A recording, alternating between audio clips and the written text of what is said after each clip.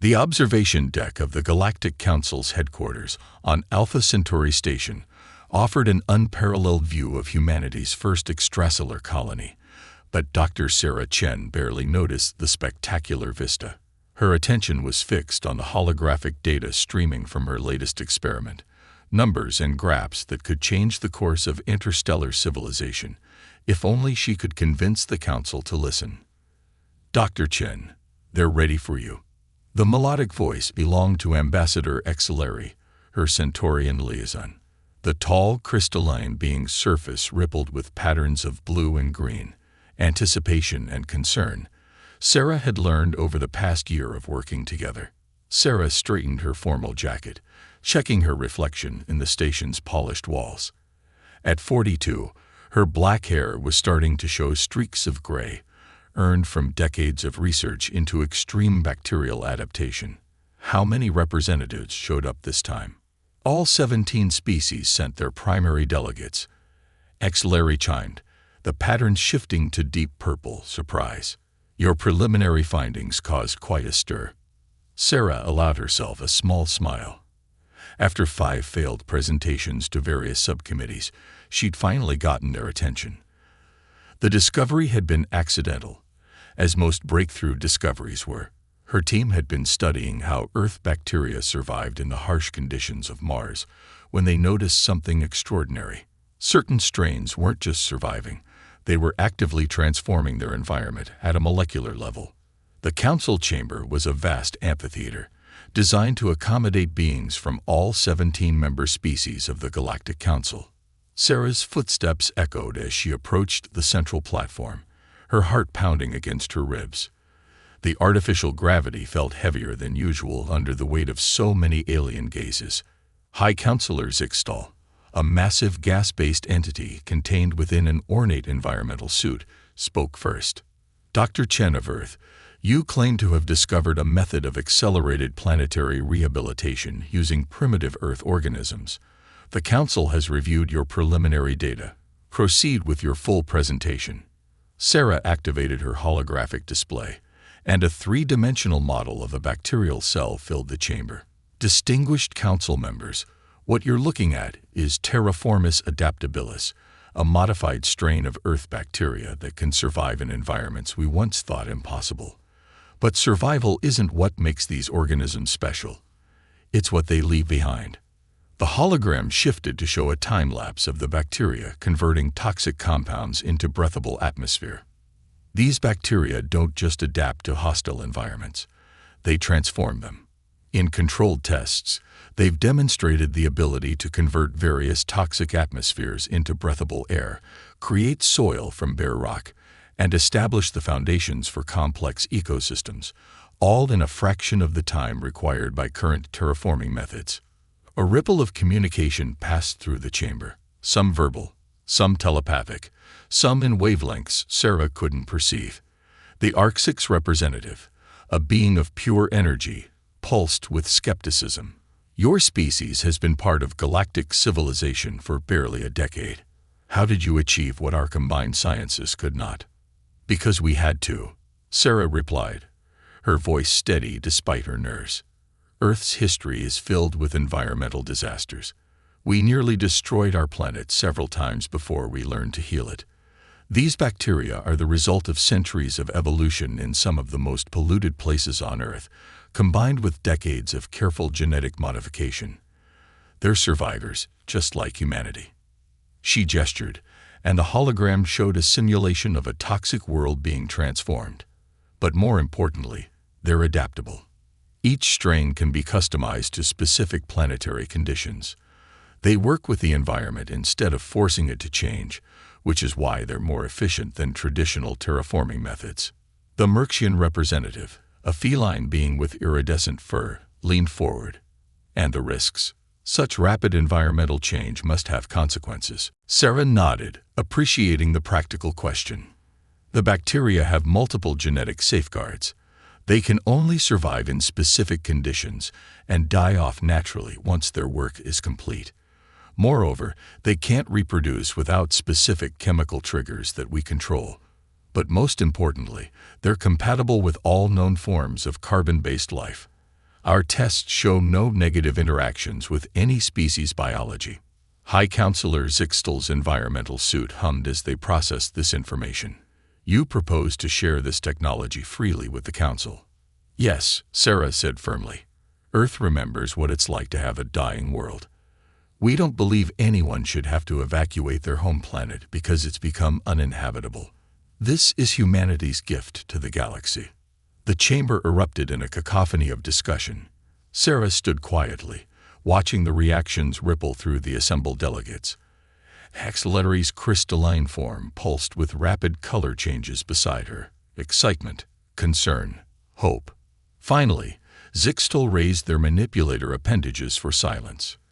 Dr. Chen, the Council will need time to verify your findings and consider the implications. However, if your claims prove accurate, this could represent the most significant contribution to galactic civilization since the discovery of faster-than-light travel. Sarah felt a weight lift from her shoulders, but she knew this was just the beginning. As the Council members began their formal deliberations, Axillary guided her from the chamber. They're afraid, Axillary observed once they were alone. Not of the bacteria, of what this means. Human innovation advancing so quickly challenges their assumptions about younger species. Sarah's smile was tired but genuine. Change is always frightening, but sometimes it's necessary. She looked out at the colony below, where humans and aliens work together, building something new. We just have to prove we can be trusted with it. The holographic display on her wrist flickered with an incoming priority message. Her eyes widened as she read it. Axillary, they want to begin trials immediately. On Nexus VI, the Centaurian's surface rippled with shock. The toxic world. But that's the perfect test case, Sarah finished. And if we succeed there, then every dying world in the galaxy could be saved. Axillary completed the thought, their crystalline form glowing with possibilities. Sarah looked at the message again, her mind already racing with preparations. Humanity's first major contribution to galactic civilization wouldn't be weapons or faster ships or grand philosophical theories. It would be the thing humans did best. Taking something broken and finding a way to fix it, no matter how impossible it seemed. The real work was just beginning. Nexus VI's acidic atmosphere burned crimson against the viewport of the research station. Sarah pressed her hand against the transparent aluminum, feeling the slight vibration from the constant winds outside. After 3 months of preparation, today would mark their first large-scale release of Terraformis Adaptabilis into the hostile environment below. Final containment checks complete. Dr. Catal announced, their insectoid appendages dancing across multiple holographic interfaces simultaneously. The Arxian scientist had been assigned as the Council's primary observer, but their initial skepticism had quickly given way to genuine scientific curiosity. Though I must again register my concern about the accelerated timeline. Sarah turned from the viewport, watching as her international team made final preparations in the station's main laboratory. The Council's concerns about the hegemony's expansion in this sector are valid. If we don't establish a viable colony here within the next standard year, they'll have legal claim to the system. Kittle's compound eyes shifted through several spectrums, their species equivalent of a thoughtful frown. Politics should not dictate the pace of science. On Earth, it always has, Sarah replied, checking her own readings. Sometimes that pressure leads to breakthroughs, sometimes to disasters. The trick is learning from both. The laboratory hummed with activity as the final batches of bacteria were prepared. Each strain had been specifically engineered for Nexus VI's unique challenges. Atmospheric processors to convert the caustic air, mineral digesters to break down toxic compounds in the soil, and foundation species to begin building the basic components of an ecosystem. Release sequence initiating, announced Dr. Yuki Tanaka, Sarah's former student, and now one of Earth's leading bacterial engineers. Her fingers flew across the control panel as she coordinated with teams stationed around the planet. First wave deploying in 3, 2, 1. Across Nexus VI's surface, specially designed pods burst open in the upper atmosphere, releasing clouds of engineered bacteria into the burning sky. On the main screen, a cascade of data began flowing as monitoring stations tracked the organism's progress. Initial survival rate at 97%. Yuki reported, her voice tight with controlled excitement. Atmospheric processing beginning at all release sites. Sarah watched the numbers with practiced intensity, looking for any sign of deviation from their models. This was the moment of truth, their careful laboratory work meeting the chaotic reality of a truly alien world. Hours passed as the team monitored the bacteria's progress. The first signs were subtle. Slight changes in atmospheric composition, microscopic alterations in soil chemistry. But by the end of the first day, even the untrained eye could see the difference in the color of the sky where the bacteria were most concentrated. "It's working better than we predicted," Catal observed, their initial caution giving way to enthusiasm. The conversion rates air. They stopped abruptly, mandibles clicking in concern. "Dr. Chen, are you seeing these readings from Sector 7? Sarah was already moving to their station, frowning at the data.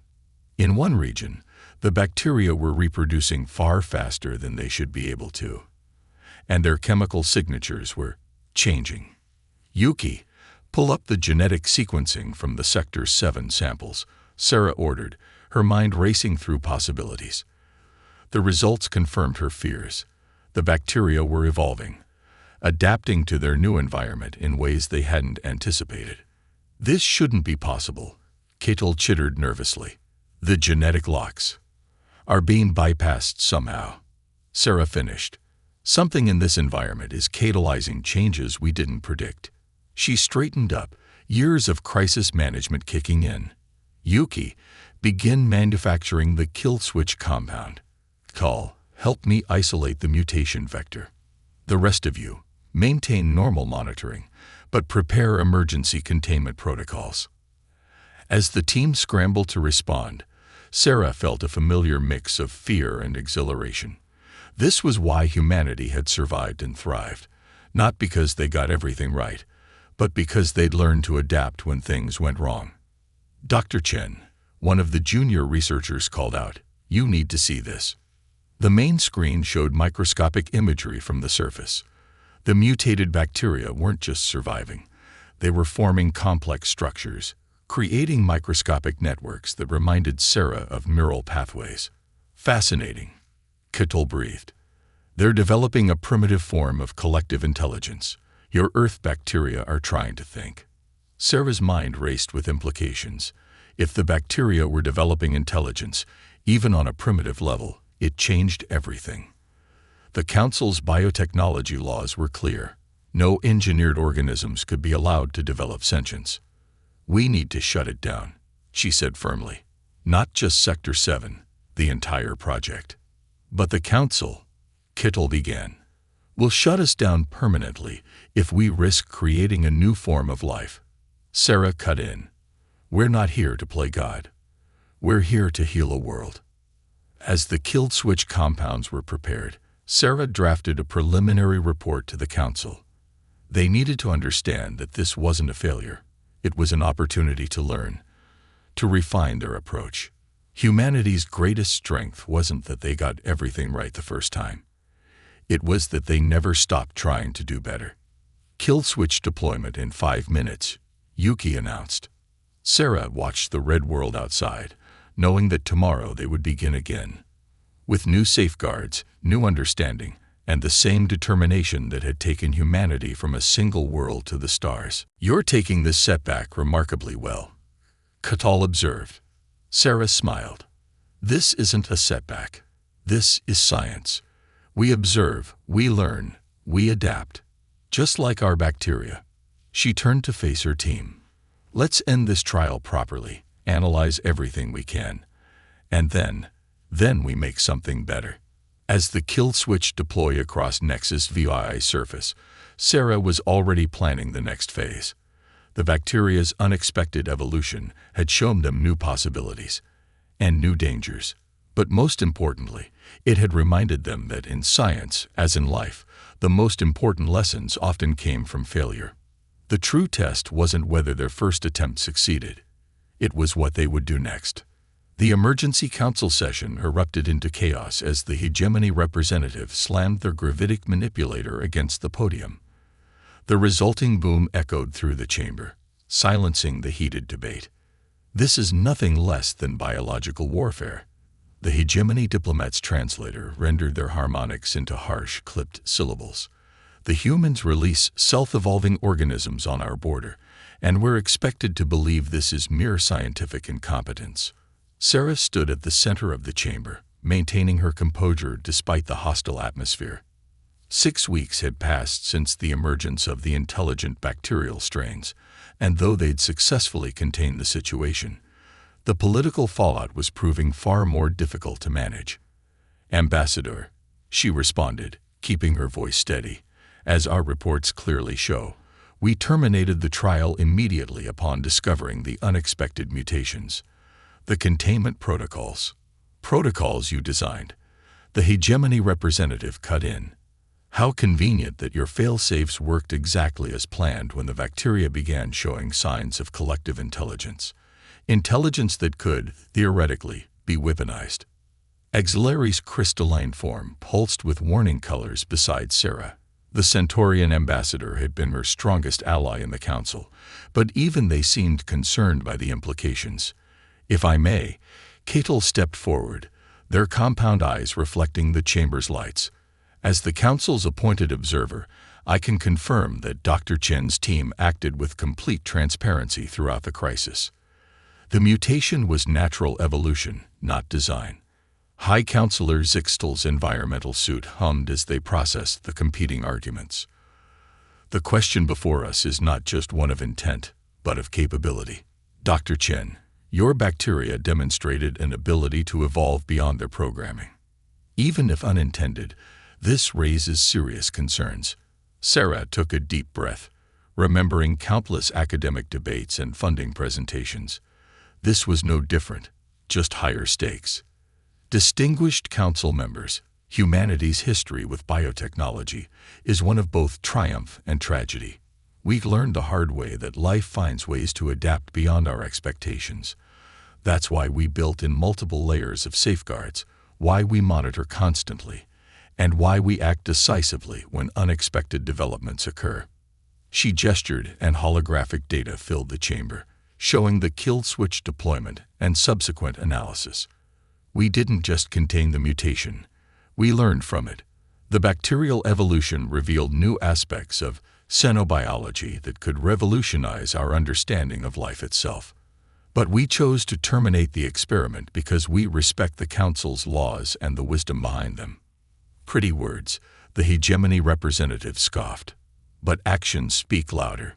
You claim this is about healing worlds, yet you chose to test your organisms on a planet bordering our territory, a strategic location that would give the Council a foothold in a disputed sector. We chose Nexus VII because its atmospheric composition matched our test parameters," Sarah countered. "Its location was irrelevant to the science. The hegemony's concerns are noted." Zixtal interrupted before the argument could escalate further. "However, Dr. Chen's point about the scientific value of this work cannot be ignored. The Council will recess to consider our options." As the chamber began to clear, Catal approached Sarah with an urgent click of mandibles. "They're going to shut us down. Not if we give them a better option," Sarah replied, her mind already racing ahead. "Yuki's been working on something in the auxiliary lab, something that could change everything."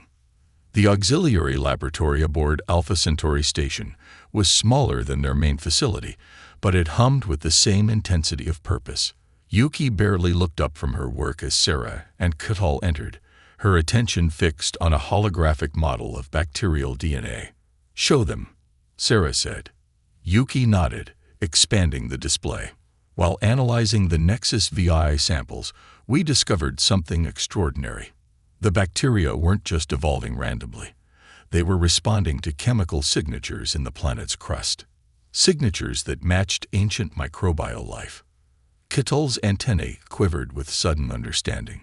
You mean Nexus VI wasn't always dead, Sarah confirmed. It had life once, before something, probably a massive chemical shift in the atmosphere, wiped it out. Our bacteria were attempting to recreate those ancient patterns. This changes everything, Kitul breathed. If we can understand this mechanism, we can design new strains that work with the natural history of each world. Yuki finished. No more one-size-fits-all approach. Each terraforming project would be uniquely tailored to restore what was lost. Sarah watched understanding dawn in Kitul's compound eyes. The hegemony's fears about weaponization would be irrelevant. Sarah nodded. Because each strain would only work on worlds that once harbored life. It's not about changing worlds, it's about healing them, restoring what was lost. The council resumes in 20 minutes. Larry chimed from the doorway, their crystalline surface showing complex patterns of hope and concern. Are you ready? Sarah looked at the data streaming across the displays, at the team that had worked tirelessly to understand not just how to change worlds, but how to listen to them. Yes, she said. It's time to show them what humanity does best. And what's that? Kitul asked. Learning from our mistakes, Sarah smiled, and finding hope in unexpected places. As they headed back to the council chamber, Sarah felt a familiar determination settling over her. They'd faced technical challenges and political obstacles, but each setback had led them to a deeper understanding. Now they had the chance to prove that humanity's greatest gift to the galaxy wasn't just their bacteria or their science. It was their ability to learn, adapt, and find new solutions when old ones failed. The future of the project hung in the balance, but Sarah had never been more certain of their path forward. Sometimes the greatest discoveries came not from success, but from understanding why you failed. 3 months after the council hearing, Sarah stood in the observation dome of their new research facility on Nexus VI, watching sheets of purple rain fall from a sky that was no longer crimson. The facility's protective fields hummed softly, keeping the still caustic precipitation at bay, while allowing them to study the dramatic transformation taking place across the planet's surface. The latest core samples are ready for review, Yuki announced, her voice carrying a hint of excitement that even weeks of success hadn't diminished. You're going to want to see this. The laboratory had been redesigned based on their new understanding of planetary rehabilitation. Instead of trying to force change, they now work to understand and restore each world's unique biological history. Holographic displays showed real-time data from thousands of monitoring stations across the planet's surface, each telling part of an ancient story they were helping to continue. Look at this, Yuki said, bringing up a 3-dimensional image of soil composition from their latest test site. The bacterial colonies aren't just converting the toxic compounds. They're reconstructing the original soil matrix from chemical traces left in the bedrock. Sarah studied the data, still amazed by how their failure had led to this breakthrough. The new bacterial strains were more than tools. They were archaeologists, reading the chemical history written in stone, and helping to restore what time and disaster had erased. Dr. Chen. Kitul's voice carried an unusual note of urgency as they entered the lab. The hegemony delegation has arrived ahead of schedule. They're requesting an immediate tour. Sarah straightened her jacket, exchanging a quick glance with Yuki. This inspection would determine whether their project continued or was shut down permanently. Well, she smiled, let's show them what we've learned. The hegemony scientists were an imposing group, their environment suits more heavily armored than necessary for the facility's conditions, a not-so-subtle reminder of their military origins. Their lead researcher, Commander Vex, moved with precise efficiency as Sarah led them through the facility.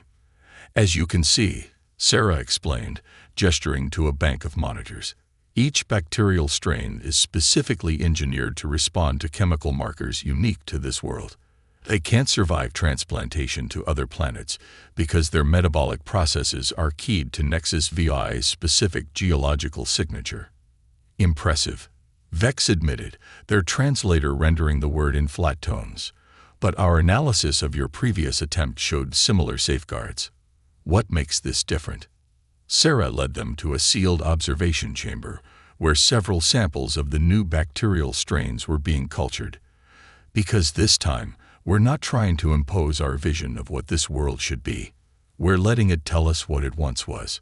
She activated a microscopic feed, showing the bacteria at work.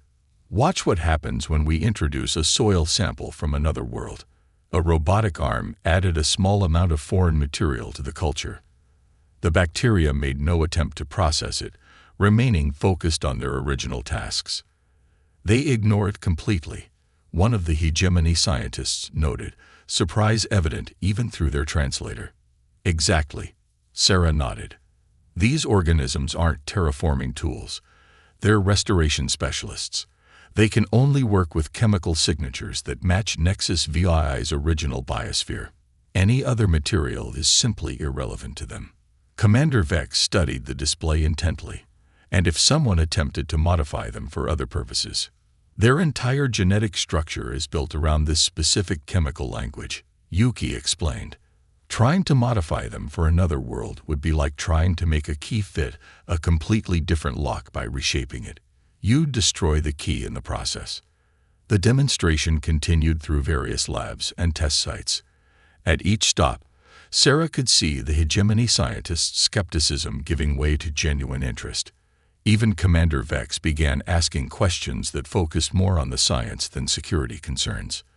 The tour's final stop was the Atmospheric Processing Center, where the largest scale changes were most visible. Through the reinforced windows, they could see the purple rain falling on fields of newly formed soil where the first primitive plants, recreated from genetic information recovered from geological samples, were beginning to take root. This world, Commander Vex said slowly, it was once like our homeworld, wasn't it? Before the great oxidation crisis that drove our ancestors into environmental suits. Sarah nodded. The chemical signatures are remarkably similar. In fact, we believe Nexus VII and your homeworld may have experienced similar catastrophic events, just at different points in their history. The commander was silent for a long moment, their suit's sensors taking in the view. And you believe this process could be adapted for other worlds with similar histories. With proper study and preparation, yes. Sarah replied carefully. Each world would need its own specifically designed program, but the principles would be the same. Our reports will reflect what we've seen here, Vex announced finally. The hegemony withdraws its objections to this project's continuation. They turned to face Sarah directly. We would also like to propose a joint research initiative focusing on worlds affected by oxidation events. After the hegemony delegation departed, Kital found Sarah back in the observation dome, watching the purple rain. You knew, didn't you, about the similarity to their homeworld? We suspected, Sarah admitted. But it was more important that they discover it themselves. Some lessons have to be learned firsthand. A very human approach, Kital observed, finding common ground in shared loss. Sarah smiled, watching a flash of lightning illuminate clouds that grew less toxic with each passing day. That's the real gift we're offering the galaxy, Kital. Not the bacteria or the terraforming process, but the reminder that setbacks and failures don't have to be the end of the story. Sometimes, they're just the beginning of a better one. Outside, the rain continued to fall, each drop helping to wash away millennia of poison and prepare the way for new life, or rather, for very old life to begin again. 1 year later, Sarah stood in a very different chamber of the Galactic Council. Instead of the formal amphitheater where she'd first presented her findings, this was a smaller, more intimate space designed for ceremonial occasions. Through the vast windows, she could see ships from across the galaxy arriving for the inauguration ceremony. The first colonists are beginning their descent, Exilary announced, their crystalline form shimmering with joy. Representatives from 12 species, including 3 from the hegemony.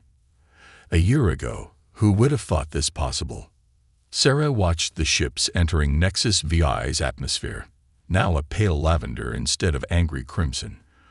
The planet below was transformed, though not in the way they'd originally planned.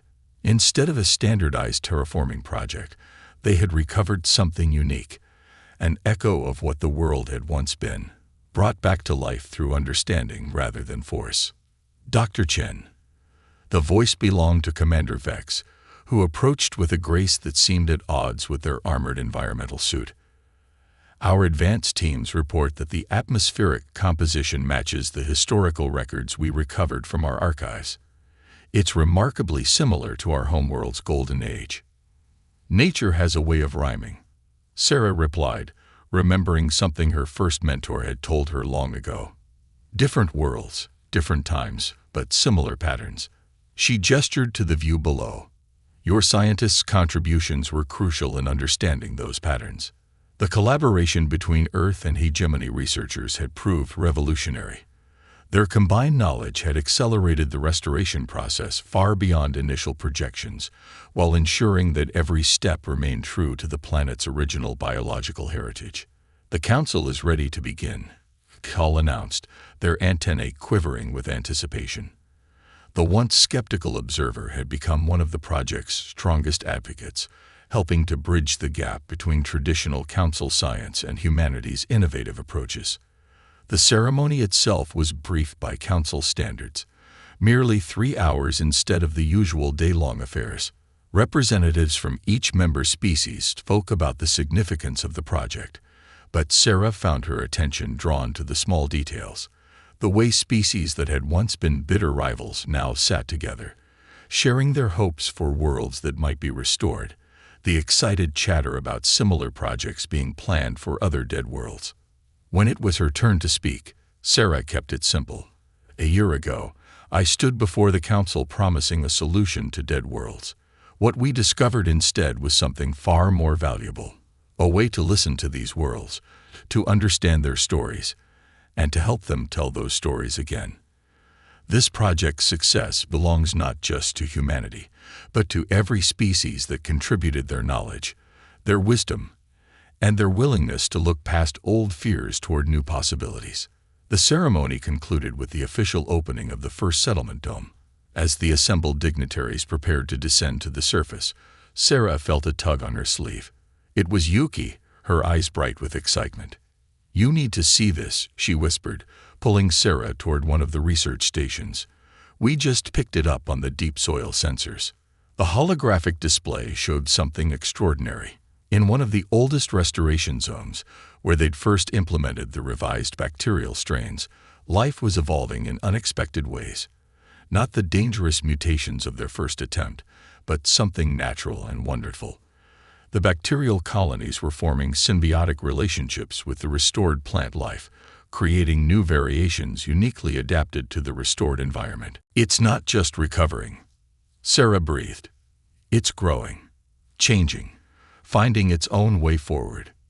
Just like us," Larry observed, their surface rippling with colors of joy and wonder. As the first colonists began their historic descent to the surface, Sarah thought about the long journey that had brought them here. Every setback, every failure, every moment of doubt had led them not just to success, but to a deeper understanding of life itself. Humanity's gift to the galaxy hadn't been a perfect solution, but rather something more precious. The demonstration that setbacks could lead to breakthroughs, that cooperation could overcome centuries of suspicion, and that sometimes the best way forward was to step back and listen to the wisdom written in the stones beneath your feet. "Dr. Chen," Commander Vex called from the departure area. "Will you join us for the first landing?" Sarah smiled, taking one last look at the data showing new life finding its way on a once-dead world. Of course. After all, this is just the beginning. As she joined the delegation heading for the surface, Sarah reflected on how far they'd come. Humanity had dreamed of making its mark on the galaxy, of proving its worth among the stars. In the end, their greatest contribution hadn't been conquered worlds or technological marvels, but something far more fundamental: the reminder that life, in all its forms, had an extraordinary capacity for renewal, for adaptation, and for finding hope in the most unlikely places. The transport descended through layers of lavender clouds, carrying representatives of species that had once been enemies and were now partners in the greatest restoration project the galaxy had ever seen. Below them, a world once thought dead was awakening again, its ancient stories finding new voices in the organisms that now called it home. It wasn't the future anyone had imagined, but maybe that was the point. The best discoveries, like life itself, had a way of surprising you, of showing you possibilities you never dreamed existed, if you just had the courage to learn from your failures and the wisdom to listen to the quiet voices of ancient worlds.